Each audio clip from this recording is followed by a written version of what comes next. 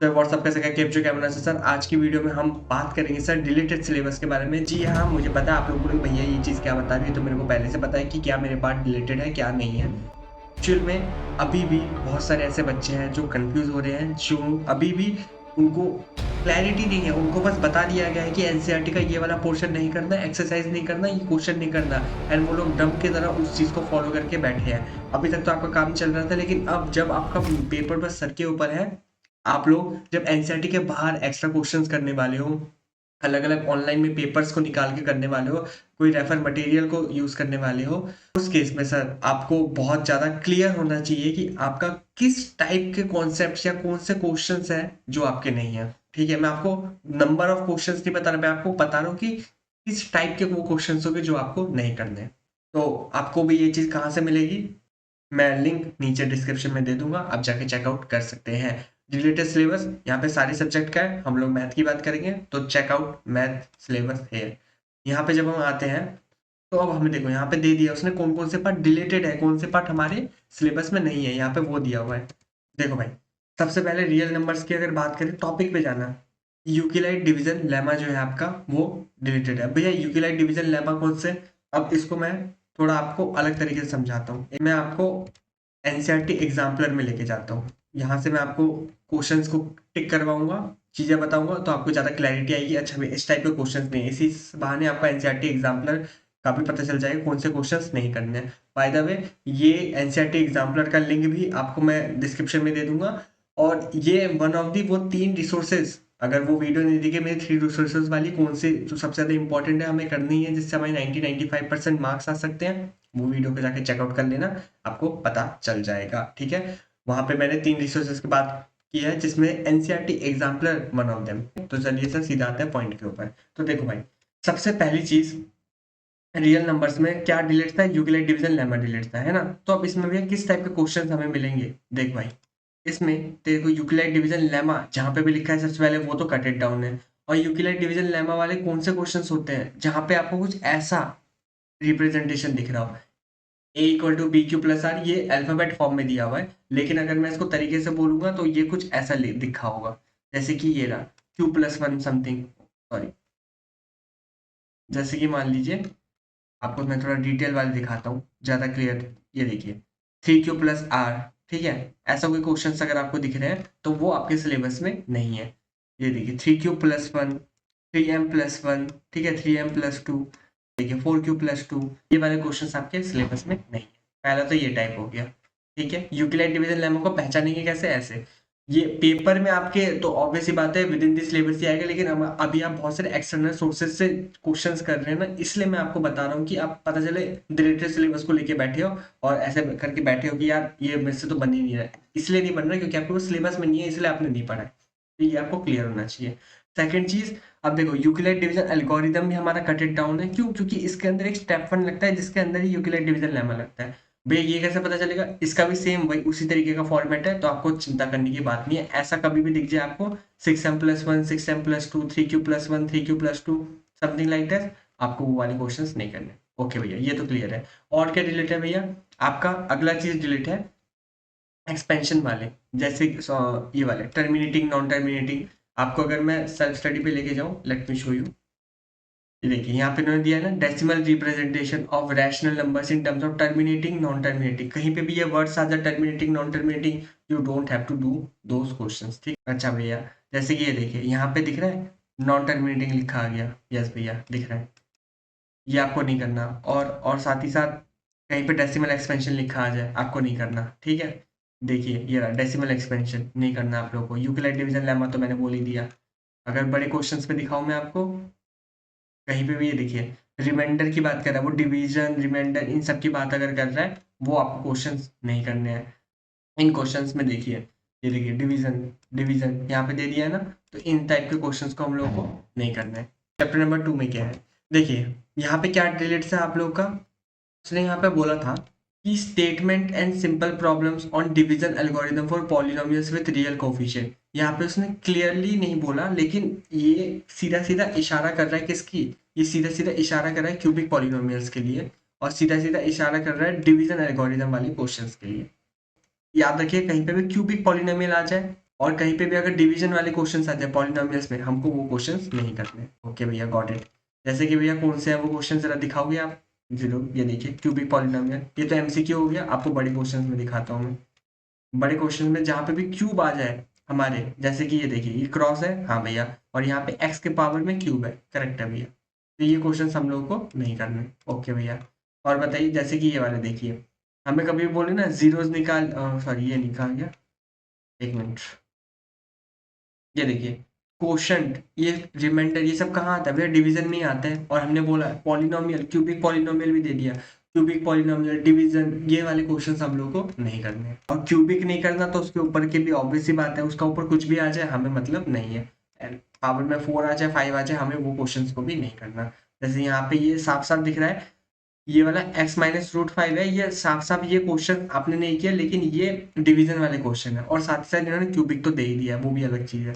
आगे अगर हम चले चैप्टर नंबर 3 में, यहाँ पे सिंपल बोल रहा है वो, simple problems on equation reducible to linear equation. मतलब ये वो इक्वेशंस की बात कर रहा है, हेलो, ये वो इक्वेशंस की बात कर रहा है जो कि नॉर्मल इक्वेशन नहीं होता, उसको आपको बदल के एक नॉर्मल इक्वेशन बनाना पड़ता है। ठीक है, ये उन इक्वेशंस की बात कर रहे हैं, जैसे कि मान लीजिए लिखा है 1 अपॉन में x माइनस वाई और 1 अपॉन में x प्लस वाई, इसको आप रिड्यूस करके एक नॉर्मल इक्वेशन बनाएंगे। बात समझ आ रही है? आपको दिखाना चाहूँ तो ये देखिए मैंने लिख के भी रखा है इसमें, अपस्ट्रीम डाउनस्ट्रीम वाला एक क्वेश्चन नंबर 7 और क्वेश्चन नंबर 8 है। ये देखिए यहाँ पे एक क्वेश्चन है, अपस्ट्रीम डाउनस्ट्रीम का क्वेश्चन है, ठीक है। अब दोनों में से एक हटा हुआ है, अगर आपको मैं सीधा बोलूँ ना अपस्ट्रीम डाउनस्ट्रीम नहीं है तो वो गलत होगा। अपस्ट्रीम और डाउनस्ट्रीम, ये वाले जो क्वेश्चन है इसमें ये वाला पार्ट नहीं है, देख रहे हो, लेकिन ये वाला है। क्यों भैया, ऐसा क्या है? ये वाला जो है ना, ये आपका कोई नॉर्मल इक्वेशन नहीं बना रहा, ये एक आपका कॉम्प्लिकेटेड इक्वेशन बना रहा है, जिसको आपको नॉर्मल इक्वेशन बनाना है। भैया कैसे कैसे, लेट मी शो यू। लिख के रखा है, जैसे कि ये देखिए कुछ ऐसा इक्वेशन अगर आ रहा है आपके पास, ये वाले इक्वेशंस, ठीक है, तो ये इक्वेशंस आप लोगों को नहीं करने हैं, ठीक है, ये इक्वेशंस आपको नहीं करने हैं। लेकिन भाई अगर नॉर्मल इक्वेशंस है तो वो आप लोगों को करने हैं, ठीक है। चैप्टर 3 में बस इतना याद रखना है। नेक्स्ट अगर आते हैं हम लोग chapter number 4 no relation, chapter number 5 no relation, chapter number 6 area of triangles. यहाँ पे आपका क्या क्या रिलेटेड है, यहाँ पे आपका सीधा यहाँ से बहुत बड़ा दिख रहा है, मैं आपको जल्दी बताने के लिए सीधा आपको यहाँ से दिखा देता हूँ, क्लियर रहेगा आपको। ये देखिए ट्राइंगल्स, इसमें क्या क्या आता है भैया? जो भी एरिया वाले क्वेश्चन अगर आपको दिख जाए ना, एरिया टू सिमिलर ट्राइंगल्स के, उनके रेशियोज की बात हो रही है, अगर एरिया ऑफ ट्राइंगल आ जाए, सिमिलर ट्राइंगल्स में एरिया की बात हो, रेशियो की बात हो, नहीं करने हैं। पाइथागोरस थ्योरम हो, नहीं करना है। लेकिन पाइथागोरस मैं सजेस्ट करूंगा, पाइथागोरस के आपको क्वेश्चंस बनने चाहिए, मतलब एक्चुअली में पाइथागोरस अप्लाई करना आपको आना चाहिए, कि भाई किसी क्वेश्चन में अगर वैल्यू निकालनी हो वो पाइथागोरस से ही निकल सकती है, तो भाई आना चाहिए आपको पाइथागोरस कैसे लगाता है, ठीक है। ये नहीं है कि अगर आप पाइथागोरस से करके आ जाओगे तो वो गलत हो जाएगा। जब तक क्वेश्चन ना बोले स्पेसिफिक इसी तरीके से करना है, you can use any of the method, ठीक है। तो पाइथागोरस मेरे हिसाब से आना चाहिए, कन्वीनियंट होता है आपको, ठीक है। तो सिंपल पाइथागोरस कैसे अप्लाई होता है जरूर देख लेना। बाकी रेशो वाले क्वेश्चन बिल्कुल मत कीजिएगा। ये रेशो वाले कौन से क्वेश्चन होते हैं, कहीं पे भी रेशो टू सिमिलर ट्राइंगल्स ये सब लिखा आ जाए मत कीजिएगा, एरिया वेरिया लिखा आ जाए उनको मत कीजिएगा, सिंपल है। ये देखिए ट्राइंगल्स है, सिमिलर है, एरिया आ गया, देखिए एरिया आ गया, इन क्वेश्चंस को आपको नहीं करना है, ठीक है। ओके भैया, गॉट इट।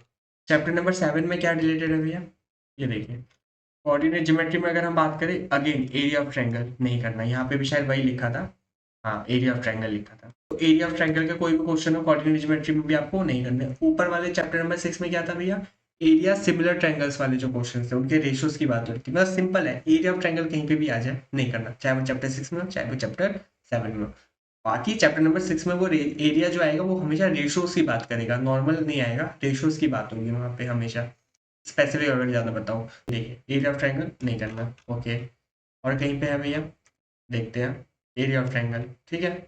और कहीं पे, अच्छा ये कोलिनियर वाले क्वेश्चंस होते हैं, ये अगर आप कर सकते हैं तो ज़रूर कीजिएगा, क्योंकि ये नॉर्मली एरिया ऑफ ट्रायंगल से ही होते हैं, क्योंकि और एरिया ऑफ ट्रायंगल बनाए, लेकिन कोलिनियर निकालने का एक और तरीका भी है, वहां से अगर कर पाते हैं तो बहुत अच्छी बात। देखिए यहाँ पे एरिया ऑफ ट्रायंगल यूज़ किया गया है, इसलिए मैंने इसको कट करके रखा था, कट ही कर देते हैं, एरिया ऑफ ट्रायंगल क्योंकि लिखा है, ठीक है। यहाँ पे मैंने लिख के भी रखा है, एरिया ऑफ ट्रायंगल से ही होगा तो उसको छोड़ देना, वरना आप कर सकते हैं उसको। अच्छा भैया आगे और बताइए और क्या है। चैप्टर नंबर 8 में आपका कॉम्प्लीमेंट्री जो है, कॉम्प्लीमेंट्री एंगल्स वाले वो रिलेटेड है भैया। कॉम्प्लीमेंट्री एंगल्स वाले क्या होते हैं, let me show you. Complementary angles मतलब 90 माइनस समथिंग आ जाए उसको मत कीजिएगा। 90 माइनस कोई भी डिग्री आ जाए उन क्वेश्चंस को आपको नहीं करना है। नो ठीक है। हाँ तो यहाँ पे क्या रिलेटेड है भैया, कॉम्प्लीमेंट्री एंगल्स वाले क्वेश्चंस आपके रिलेटेड है। कॉम्प्लीमेंट्री ये वाले, ये आपका क्या है, रिलेटेड है। ये वाले क्वेश्चन समथिंग माइनस थीटा अगर आ जाए, समथिंग प्लस थीटा अगर आ जाए, देख रहे हो यहाँ पे अगर ये भी उसी से रिलेटेड है। एमसीक्यू आपको दिख रहा है, जब सॉल्व होगा तो ऐसे ही हो रहा होगा, यही कॉन्सेप्ट लग रहा होगा, इसलिए क्रॉस है। बाकी ये देखिए समथिंग माइनस थीटा वाले कोई भी क्वेश्चन आ जाए वो आपको नहीं करने हैं। समथिंग प्लस थीटा भी आ जाए वो भी नहीं करने। ये क्वेश्चन में आपको माइनस प्लस दिख नहीं रहा है, लेकिन ये होंगे वैसे ही 90 माइनस 43 या फिर 90 प्लस 43 ऐसे करके ये क्वेश्चन हो रहे होंगे, तो इन क्वेश्चंस को भी नहीं करना। तो चैप्टर नंबर 9 में वैसे तो कुछ भी रिलेट नहीं है, वो आपको करना है पूरा का पूरा। ठीक है भैया। चैप्टर नंबर 10 की अगर बात करें सर्कल्स, उसमें भी आई थिंक कुछ भी डिलेट नहीं है, या है एक मिनट देख लें, नो डिलेशन ठीक है। कंस्ट्रक्शन तो है ही नहीं आप लोगों का। बाकी chapter number 12 area related to circles, उसमें भी कोई डिलेशन नहीं है, सब कुछ करना है। सब कुछ इन द सेंस एनसीईआरटी ने जो भी दिया है वो सारा का सारा कर लेना। मेरे हिसाब से वो ज़्यादा बेस्ट रहेगा, उसमें इधर-उधर मत भागना। बाकी अगर आप करते हैं, कोई भी क्वेश्चन आपकी आँखों के सामने आ जाए एरिया रिलेटेड टू सर्कल्स के, वो हर एक क्वेश्चन को कर लेना, क्योंकि वो बहुत कॉन्सेप्चुअली होते हैं वो क्वेश्चंस को। ठीक है? तो नो रिलेशन ही आप मान के चलिए area of related to circle. वैसे में रिलेटेड है, पर आप मान के चलिए कुछ रिलेट नहीं है। अगर बाहर कुछ भी आपको दिख रहा है, कर लीजिएगा। उससे और कॉन्सेप्ट मतलब प्रैक्टिकल नॉ जो बोलते हैं ना, प्रैक्टिकली आप एरिया को समझ पाएँगे, किसमें क्या एरिया निकालना है। बाकी सरफेस एरिया वॉल्यूम की बात करें तो फ्रस्टम आपके क्वेश्चंस नहीं करने। और अगर उस वॉल्यूम की बात हो रही है तो वो क्वेश्चंस नहीं करने भैया। वॉल्यूम मतलब एक वॉल्यूम दूसरे में कन्वर्ट, मतलब एक शेप दूसरे में कन्वर्ट हो रहा है, वो वाले क्वेश्चन नहीं करने। दिखा देता हूँ मैं आपको। सरफेस एरिया वॉल्यूम ठीक है। इसमें फ्रस्टम कहीं पे भी, ये शब्द अगर कहीं पे भी दिख जाए आपको फ्रस्टम, उसको तो करना ही नहीं है भाई, उसको तो दो छोड़ ही देना, वही छोड़ देना ठीक। लेकिन फ्रस्टम के अलावा आपको कौन से क्वेश्चंस को करने हैं, वो वाले सारे के सारे क्वेश्चन जब एक शेप आपका, कोई एक शेप आपका क्या चेंज हो रहा है, किसी दूसरे शेप में चेंज हो रहा है, या जैसे कि मतलब कोई भी मेटल है वो रिकास्ट हो रहा है, शब्द लिखा है रिकास्ट, या उसको किसी और शेप में कन्वर्ट किया गया, ऐसे अगर कोई भी वर्ड आ जाए उनको आपको नहीं करने। बड़े क्वेश्चन में होते हैं वो, वैसे तो यहाँ पे भी होगा। ये देखिए metallic spherical melted recast into form of cone, मतलब आपको कहीं पे भी दिख जाए ना एक शेप दूसरे शेप में कन्वर्ट हो रहा है, मत कीजिएगा। देखिए यहाँ पे मेल्ट किया जा रहा है, पिघलाया जा रहा है, ठीक है। एक स्पेयर है, पिघलाया जा रहा है, उसको सिलेंडर बनाया जा रहा है, मत कीजिएगा। कन्वर्जन वाले कोई भी क्वेश्चन आ जाए उसको आपको छोड़ना है। फ्रस्टम कहीं पे भी शब्द आ जाए उसको तो छोड़ ही देना है आप लोग। ठीक है, ओके भैया गॉट इट। और लास्ट में इसके बाद फ्रस्टम ठीक है। और इसके बाद और कुछ बचा चैप्टर नंबर एरिया, ये तो हो गया। स्टैट्स में आपका step deviation for finding mean, इसमें से भी याद रखिए स्टेप डेविएशन भूल जाओ, इसमें याद रखिएगा जो क्यूमुलेटिव फ्रीक्वेंसी ओजाइव कर रहे हैं, ओजाइव ग्राफ, वो आपको नहीं करना है। स्टैट्स में से ग्राफ पूछते भी नहीं है वो लोग। सिंपल आप याद रखिए स्टैट्स में अगर ग्राफ वाले क्वेश्चन आए मत कीजिएगा उसको। ठीक है, बाकी अगर कोई भी क्वेश्चन आ जाए, आपने जो भी मेथड समझ के रखा है उन्हीं मेथड से उसको सॉल्व करना, हर क्वेश्चन हो जाता है सॉल्व वैसे तो। Probability no deletion. तो मैंने ये कुछ आपको टाइप्स बता दिए, किस किस टाइप के आपको क्वेश्चंस आ सकते हैं, मतलब देखने के लिए, जिससे कि आप पता लगा सकते हो कि यार ये मेरे सिलेबस में है या नहीं है। अनवांटेडली आप पता नहीं कहाँ कहाँ से क्या क्या कर लो। बाकी 3 रिसोर्सेज वाला जो मेरा वीडियो है उसको आप जाके चेकआउट कर सकते हैं, वहाँ मैंने और भी 2 रिसोर्सेज की बात की है। ठीक है, वहाँ पीवाईपी भी आपको प्रोवाइड करवाए हैं मैंने बहुत सारे, जाके चेकआउट कर सकते हैं। बाकी एक स्ट्रैटेजी वाली मेरी वीडियो 28 तारीख, मतलब हिंदी का पेपर आपका जब भी खत्म होगा उसके तुरंत बाद आने वाली है, उसको जाके जरूर देख लेना। बहुत बहुत बहुत ज़्यादा आपको हेल्प मिलेगी। आपको पता चलेगा यार कि एक्चुअल में आप कैसे वो 9-10 दिन को यूज़ करके 90 प्लस ला सकते हैं। श्योर ला सकते हैं, हर एक चीज़ वहाँ पे बहुत लॉजिकली, बहुत तरीके से मैंने रिसर्च के साथ मैंने वहाँ पे दिखाया है। ठीक है, उसको ज़रूर चेकआउट कर लेना। विद दिस आज की वीडियो को करते हैं यहीं पे समाप्त। बहुत जल्द मिलेंगे आपसे एक और नए वीडियो, एक और नए टॉपिक के साथ। Till then take care, bye bye, see you, have a good day sir. चलिए बाय बाय।